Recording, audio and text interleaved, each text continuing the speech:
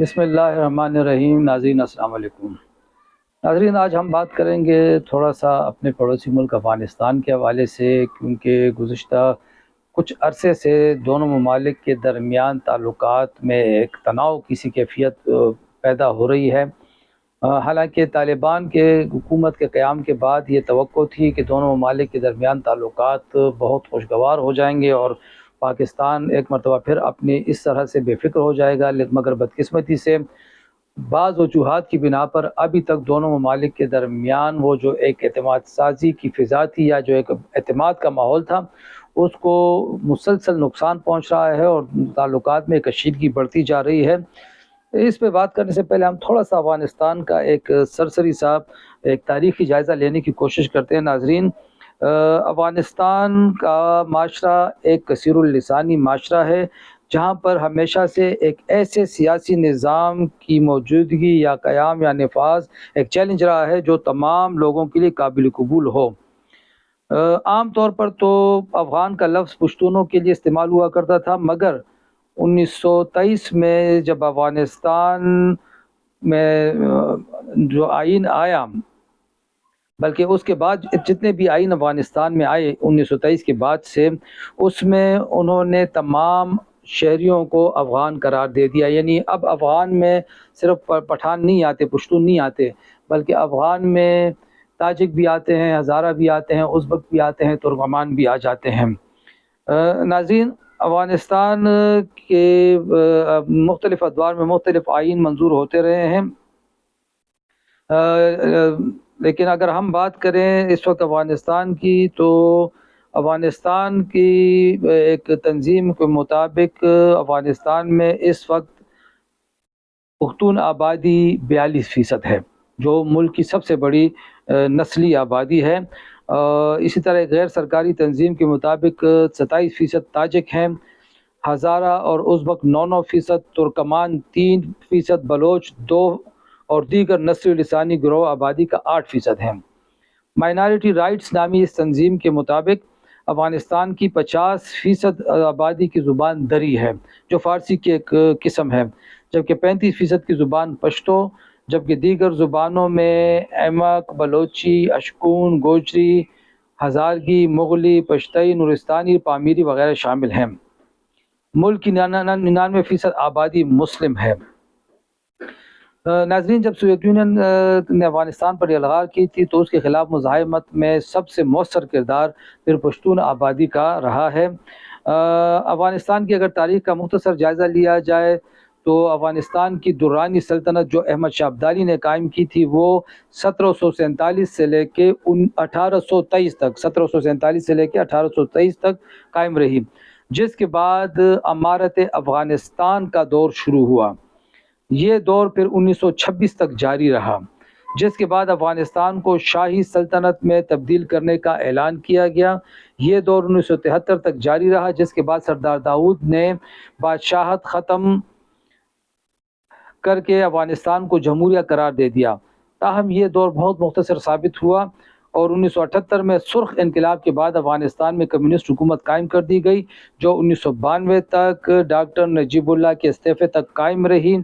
اس کے بعد افغانستان میں اپریل 1992 میں مجاہدین کا دور شروع ہوا، جو محض 4 سال تک جاری رہ سکا، جس کے بعد طالبان کا دور شروع ہوا۔ یہ دور بھی محض 6 سال جاری رہا۔ پھر امریکی حملے کے بعد افغانستان کو ایک بار پھر جمہوریہ قرار دیا گیا اور ایک بار پھر افغانستان امارت اسلامی میں، مگر اب ایک مرتبہ پھر افغانستان امارت اسلامی میں بدل چکا ہے۔ ناظرین، یہ ایک مختصر جائزہ ہے۔ اس تمام عرصے میں اگر ہم جائزہ لیں تو افغانستان میں 41 حکمران بسر اقتدار آئے، جن میں سے 16 معزول ہوئے، 5 شخصیات نے 2 مرتبہ افغانستان پر حکومت کی۔ سردار داؤد پہلے جمہوری اور نور محمد ترقئی پہلے کمیونسٹ حکمران تھے۔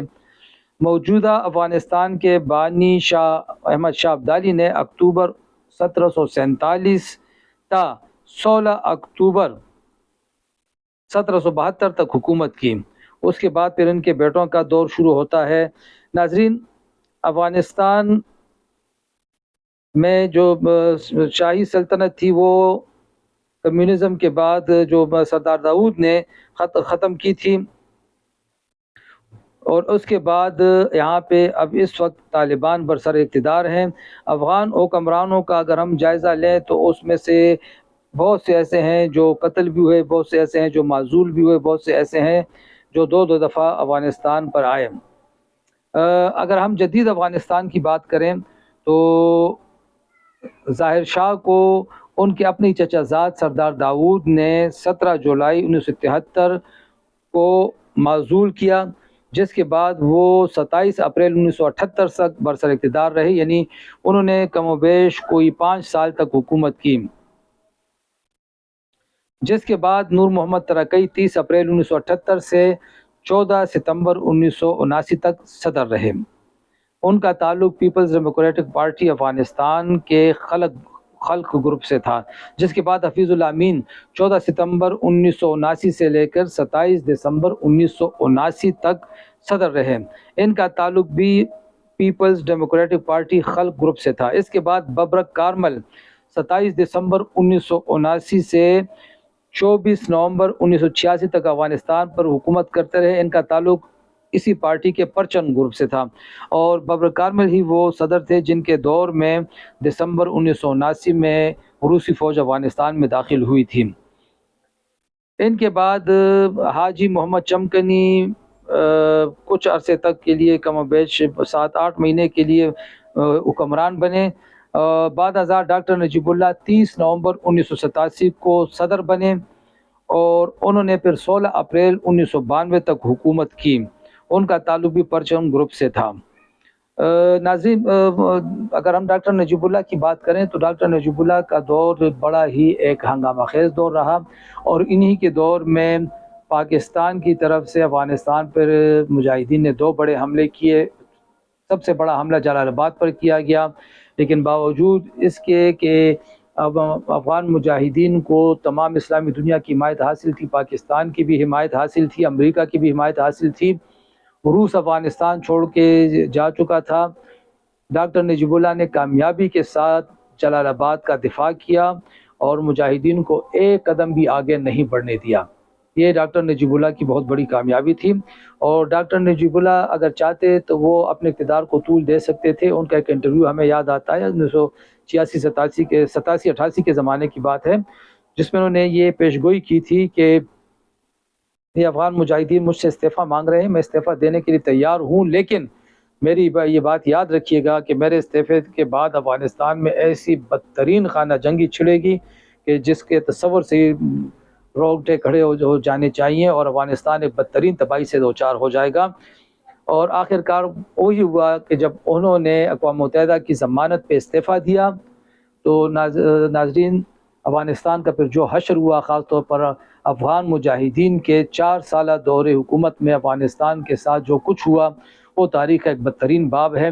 اور اسی کے رد عمل میں ہم نے پھر دیکھا کہ 1996 میں طالبان منظم ہوئے، طالبان کا ظہور ہوا، اور انہوں نے مار کے افغان مجاہدین کو افغانستان سے کھدیڑ دیا، افغان حکومت سے بے دخل کیا اور افغانستان پر اپنی حکومت قائم کی۔ اور اس میں کوئی شک نہیں کہ افغان مجاہدین کا 4 سالہ دور افغانستان کی تاریخ کا بدترین اور خانہ جنگی والا بدامنی پر مشتمل دور تھا، لیکن جب طالبان کا پہلا دور آیا تو ان کے دور میں جو امن قائم ہوا، اس کی تعریف، اس کا اعتراف خود اقوام متحدہ نے بھی کیا، بلکہ اس دور میں جس طریقے سے افغانستان میں پوسٹ کی کاش میں کمی دیکھی گئی، اس کا اقوام متحدہ کی رپورٹوں میں باقاعدہ اعتراف کیا گیا۔ ناظرین، پھر ڈاکٹر نجیب اللہ کے بعد صبغت اللہ مجددی صدر رہے، پھر ان کے بعد برہان الدین ربانی صدر بنے، جس کے بعد 27 ستمبر 1996 سے 13 نومبر 2001 تک افغانستان پر ملا محمد عمر نے حکومت کی۔ یہ طالبان کی حکومت کا پہلا فیز تھا، پہلا دور تھا۔ امریکی حملے کے بعد جب طالبان روپوش ہو گئے، وہ افغان معاشرے میں پھیل گئے اپنی تحفظ کی خاطر، تو حامد کرزئی نے 22 دسمبر 2001 سے 29 ستمبر 2014 تک افغانستان پر حکومت کی۔ اور حامد کرزئی کی تمام حکومت، اگرچہ اس دوران افغانستان میں کافی ترقیاتی کام ہوئے، کابل شہر بہت جدید شہر میں تبدیل ہوا، لیکن یہ سب کچھ افغان حکمرانوں کی اپنی نہیں بلکہ امریکہ کی مہربانی تھی، اور امریکی امداد اور امریکی طاقت اور امریکی فوجی حمایت کے بل بوتے پر ان صاحب نے اتنا طویل عرصہ حکومت کی۔ اس کے بعد مسلسل 2 بار اشرف غنی الیکشن میں کامیاب ہوئے، اور ان کا دور حکومت 29 ستمبر 2014 سے 15 اگست 2021 تک رہا۔ اس کے بعد ہم نے دیکھا کہ جب اگست 2021 میں طالبان نے افغانستان کے دارالحکومت کابل کو فتح کیا، تو افغانستان کا یہ جو پیریڈ تھا صدارتی دور کا، یہ بھی ختم ہو گیا، اور اب ایک مرتبہ پھر افغانستان میں طالبان کی حکومت قائم ہو چکی ہے۔ اور یہ بھی بات یاد رکھے جانے کی قابل ہے کہ طالبان کو جو سپورٹ پاکستان کی طرف سے مہیا رہی اور جو حمایت پاکستان کی طرف سے مہیا رہی، تو اسی کی بدولت طالبان اس قابل ہوئے کہ وہ امریکہ کے خلاف طویل عرصے تک لڑیں، اور اسی کی بدولت پاکستان کو مورد الزام ٹھہرایا جاتا رہا، پاکستان پر ڈبل گیم کا الزام بھی رہا، پاکستان نے ہزاروں شہریوں کی قربانی بھی دی، بدامنی کی آگ بھی برداشت کی۔ لیکن افسوس کی بات یہ ہے کہ اب جب افغانستان میں طالبان کی حکومت قائم ہو چکی ہے، تو کچھ عجیب و غریب قسم کے دعوے ان کی طرف سے آ رہے ہیں، اور وہ یہ کہہ رہے ہیں کہ یہ جی ہماری کامیابی تھی اور ہماری بہادری تھی۔ ان کی اس بہادری کے حوالے سے انشاءاللہ ہماری کوشش ہوگی کہ دوسری کسی بھی ولاگ میں ضرور ذکر کریں۔ اس وقت تو ہمارا مقصد افغانستان کی سرسری تاریخ کے بعد آگے بڑھ کے اگلے ولاگ میں موجودہ صورتحال کا جائزہ لینا ہے، پھر قیام امن کے امکانات تلاش کرنے ہیں، علاقے کی جغرافیائی اہمیت پہ بات کرنی ہے۔ افغان حکومت کو یہ بات یاد رکھنی چاہیے کہ پاکستان کے ساتھ تعلقات بگاڑ کر اگر پاکستان کا نقصان ہوگا تو ہوگا، لیکن خود افغان حکمرانوں کے ہاتھ بھی کچھ نہیں آئے گا۔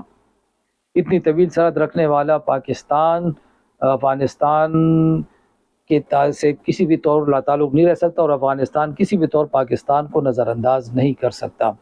اور افغان حکمرانوں کی طرف سے، خاص طور پر موجودہ حکمرانوں اور طالبان انتظامیہ کی طرف سے، جو پاک افغان بارڈر ہے اس کو متنازع بنانے کی کوششیں بھی خطرناک ہیں۔ اس حوالے سے بھی ہم اگلے ولاگ میں بات کریں گے۔ اس وقت تک کے لیے خدا حافظ۔